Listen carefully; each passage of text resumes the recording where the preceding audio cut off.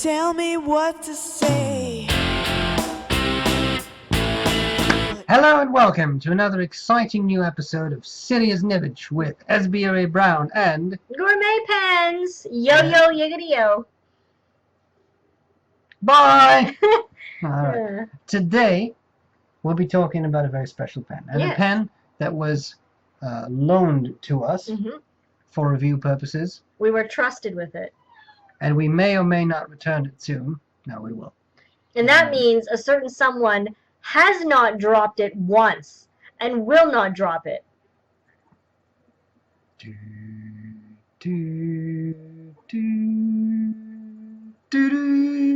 It's the Sailor King. Okay. I like it. Yeah. This is the Sailor King of Pen. I'm going to hold it very tightly so that I don't drop it. Now, what were your first impressions? Well, give the box. Yes, I do have the box is it's really heavy. Pretty cool. Now, this is a high-end pen. So this is the box. It is real wood, and it's dark, lovely. It says the King of Pen on it in the bottom corner. I can hold that. King of Pen. And it's very elegant, very classy. Polishing cloth. And the inside, it has a bottle of the Sailor Gentle Black ink. And a golden satin bed in which the pen and the ink are nestled on. So I think it's very lovely presentation, especially for a high-end pen. I mean, of course, you come to expect that with a higher-end pen, but it is something that would look nice in your house. So or on your desk. Or on your desk. Or both. Now, my only issue with it is the lid comes off completely, so unless you're expecting it, it could surprise you. But it's very attractive. So, of course, it does add to the issue of, oh my goodness, do I keep it? I think in this case, you'll keep it. So, that's the packaging. It's very lovely. Now, the pen is quite large. Substantial. Yeah, I mean, it's not crazy long or anything. It's not like the 149, which is really, really beefy, but it is large, so you can tell. And you like large pens? I love large pens. I know. It's very elegant. It has a simple design. There's very little trim. There's just a gold clip on it, and you unscrew the cap and you got ink in it. Do I? No, I don't. The pen is sweating. It's rather hot here. Oh, fascinating. I thought that was ink. Anyway, so this is the extent of the trim. So I think it's a very classy look. It is black ebonite, and it's polished really nicely. It almost looks like plastic from afar until you pick it up, and then you touch it and it has a different feel, and of course it has a different smell. It does smell like ebonite if you rub it a bit. It's fascinating. So I love how simple and elegant it is. It has a minimal design. I really like the shape of it, and it has a fairly large nib. Now this is, you want to show? This is a medium nib, and I really like the two-tone effect on it. I think that's quite pretty, because usually the Sailor nibs that I have, which are on the 1911 Standard and 1911 Large, they're just gold. They're pretty, but the two-tone is more striking, I think, in this case. So overall, I like the packaging, and after seeing the pen and holding the pen, I was really looking forward to writing with it. So yeah, it was a positive first impressions. Of course, I'm vain, so anything pretty and that looks nice is gonna get my attention. But whatever. What did you think? Well, you covered a lot of things. I think that the box is very nice, and a pen at this price level, you may expect that. But I mean, a completely wooden box. It's something you don't see every day. Yeah. You see that on yard-led models, for example, but that's the only pen brand that just pops to my mind. So that's quite nice. I too like the size. It's an impressive pen. It's definitely not a small pen. I love the ebonite too. It's really, if you've never held an ebonite pen, you may not really understand what we mean by that feel, but it's a very unique feel. It's not like plastic at all, even though it may look like it. It's a very it's unique, very peculiar and feel. hard to describe. It's very smooth and very highly polished, which you can also see here. You see how reflective it is. I love the nib too. We'll talk about writing experience in a second, but just the looks of the nib, it's very wide, not in line with, but just the nib, the way it's shaped in a very large diamond form. It's I think one of the widest nibs I've ever seen. Not so much the biggest, because the Pelikan M1000 has a large nib, the Montblanc 149 is a large nib, but it's so wide, and makes for a very nicely balanced shape that I appreciate a lot. So my first impressions too were very positive. Now, what makes it special? Well, stop poking me with someone else's pen. I beg your pardon. What makes it special is that we'll clean it afterwards, don't worry. Yeah. Oh, he's gonna watch us and maybe strangle you. I don't know. It is Sailor's flagship. The same way that Pelikan has their Souverain. The 1000. Yeah, 1000. Montblanc is the 149. Yeah. This is the ultimate Sailor. It is the ultimate Sailor, and there are different finishes and stuff like that, but it is the model, the King of Pen, which does sound very majestic, right? King of Pen. So, that's what makes this model special. Yes. Yes. Now, what were your writing experiences? Well, they were very positive, and I think, as we have stressed many times, Japanese nibs typically are one nib grade below Western nibs, so this is a medium, which writes a lot like a Western fine, but it is an exceptionally nice medium. This is coming from a man who loves broads. Yes, I mean, well, I do love broads, but I love broad nibs. You had that coming. Exactly. Yeah. But it's a very pleasant, smooth nib to write with. But what I found really exceptional was the ink flow. And of course, you can expect a fountain pen to have a consistent ink flow, but this pen doesn't skip. It's just a continuous, beautiful, wet line of ink. It's quite juicy. It's very juicy, and it's magnificent. And that is something that really stood out for me, how very nicely this nib flows. So it's not just a smooth nib, it's a very, very nice, consistent, even, non-skipping nib. And that I liked a lot. And considering how relatively fine it is, I didn't really notice any scratchiness. There was a bit of feedback. I think a lot of Sailor pens have that. Yeah, but it's not an unpleasant feedback. It's definitely not unpleasant. What do you think? It doesn't make you think, oh, this nib needs smoothing or anything. It's quite nice. Well, I also like broad nibs, but I'm not so averse to finer nibs like you are. But I was curious about trying this medium. You did show it, right? I did show it. I was curious about trying this medium. It is a 21 karat gold nib, just in case anyone's curious. Now, usually, like on the other Sailor pens that we respectively own, they are much more firm. So even with pressure, you can't really get any variation out of them, aside from the nib shape themselves. But there's no line variation with pressure. What's really nice with this nib is that, I mean, you can see that the tines are quite, they thin out, and so the shape of it, I suppose I'm just speculating, I guess, but the shape of it lends itself well to being slightly springy.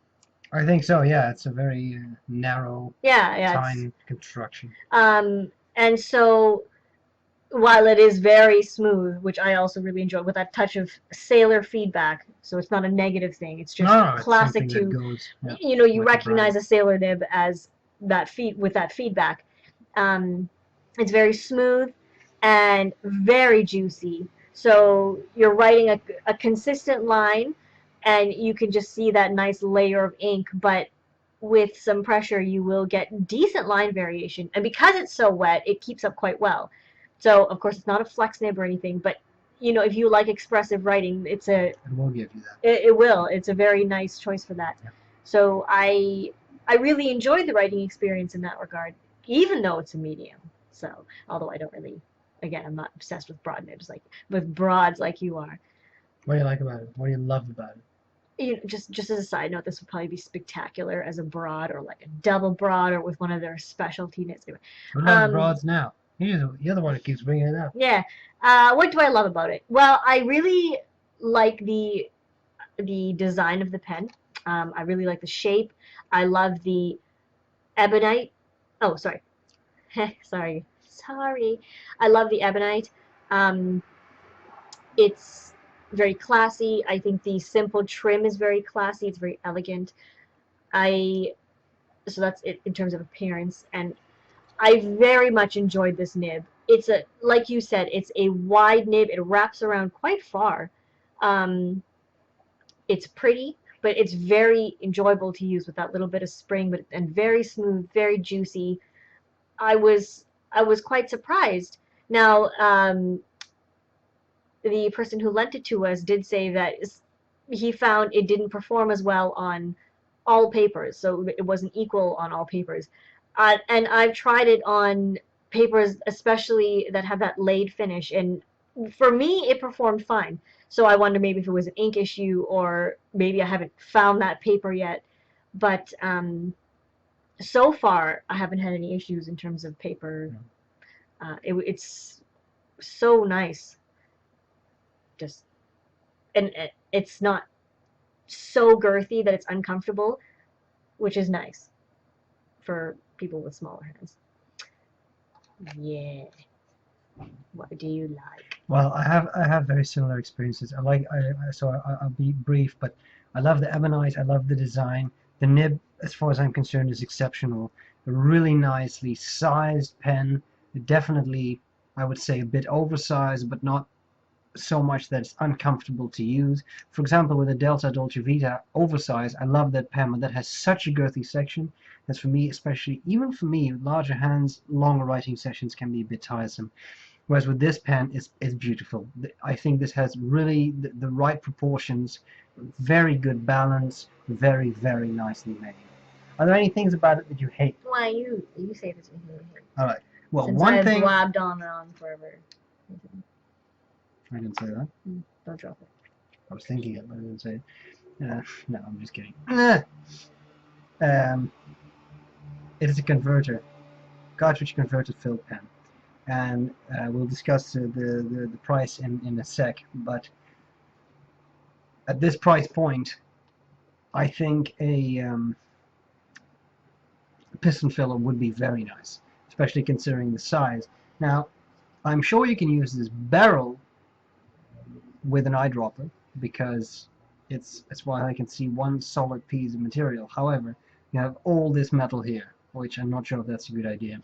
So that's a pity, because if it would just be, if these threads would be ebonite too or something, yeah, even something like that, so that you can really maximize the huge capacity you have here, that would be nice. That's, in all honesty, apart from the price, but we'll discuss that in a sec, that's the one thing that I don't like so much about the pen. Yeah, how about you? I did find that surprising that it was a converter pen, and not that there's something inherently bad about converters. No, but, I mean, they got the job done. This is a fairly small converter. The capacity is not that large, and with such a large, juicy nib, it does run out fairly quickly. And why waste all this barrel space? So, and I tend to think that with a very high-end pen, most people look for a more fun, I guess, filling system. And while, you know, converters have their advantages, in this case it might be more interesting as something else. So I wouldn't say I hate it about it, but it does make me think twice. I mean, the converter is fine. The converter, one thing I will briefly show you I showed that in my review. I don't know if you pointed it out, but in any No, case, no, I didn't. one thing I did really like is that the converter goes in all the way into this metal bit, which is a bit of a problem because then you can't really see what the ink level is, but they actually built in an ink window there, which I do think is very cool. Right now I think the converter is pretty full, so you can't, Yeah, probably it's quite can't full see it right very now. well. But you have that ink window. That's a nice touch. I very much enjoy that. Yeah, let's see. Would you buy it? Well, I was just trying to remember the price. It's 840? $840 US with the standard nibs. So the medium would be a standard nib, and I think that is quite high. A lot of money. So I would be hesitant to buy it at that price, even though I really enjoy the nib and the pen design, the shape, and the feel of it. But $840 is a lot of dollars. Yeah, this is a pen I would buy pre-owned, and I might be more inclined to buy it if it had a piston filler or some other filling mechanism. For a cartridge converter filled pen, I find it quite pricey. It's ebonite, it's a nice material, it has a 21 karat gold nib, whereas typically you only find 14 or 18 karat, so it is definitely high gold content, but even so, it's not like there is 7 kilograms of gold on there, so it's not, that would definitely be more than 840 euros, dollars, I'm sure, but I think it's pricey for what it is. Then again, bear in mind it's a flagship pen, all flagship pens are pricey. They're the most expensive pens in the range because they're the flagship, so... I mean, there's a reason it's the king of pen, but yep, there is a reason. it's still a lot of money. Now, king of pen or not, what we need to know is it or is it not serious Nibbage? I'm gonna do something crazy here. Oh my goodness, I'm gonna do this. What's wrong with you? No, I'm just kidding. No, What's your reason? My reasoning is quite simple. I think it's gorgeous. It's a beautiful pen. The nib is beautiful, but the price is just too high. Yep. I think. Too high for what? In relation Well, to what? I mean, it is a very nice nib, but it's a converter pen, which, again, some people like converters, some people want a converter pen, but I think they missed an opportunity there. I think so too. I mean, if Noodlers can produce an ebonite Conrad for $40, Yeah. then $840, you would say that they could somehow manufacture. Of course, this would not look as clean. There would be a little line there or something. But I would buy that. I would not mind that so much. Now, in fairness, if it had like a wacky nib on it, like one of Sailor's crazy cool nibs. Yeah, but then it wouldn't be 840. Well, but then it might be serious Nibbage to me. Yeah, right. I like very unique nibs. But then again, the price would go up, and it would still be cartridge converter fill pen. It would just be. But then it still might be serious Nibbage to me. All right. Currently, with this combination, it's well, not. There is still. But that doesn't mean I don't like the pen. Well, it's nice enough pen. It's a very nice pen. I don't have to defend it. I mean, it's either serious. No, I'm just giving my reasoning. Oh, I'm just giving my reasoning. I'm so fancy. I'm Aziza. I give reasoning. So, but thank you very much. I don't know if the person who lent it to us wants his name mentioned. I don't know either, but you know who you are. Thank you so much, because it's really nice. If it was a little more affordable, I would get myself one. Or two. No, just one, because I don't have to share with you. But anyway, enough of my ramblings. Thank you again. Yes. You know who you are for lending it to us. It's been thoroughly enjoyable to use it and get the hangs of it. If you want to see any pen covered in serious Nibbage, let us know. We'll do what we can. Leave a comment below. If you like it, leave a comment below. If you don't like it, go away. We hope this was useful. And we'll see you later. Bye. Yeah, bye.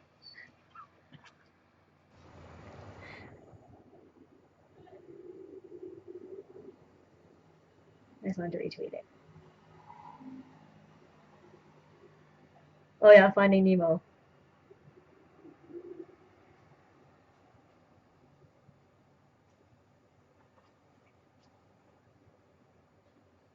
Oh. Oh, it happened again.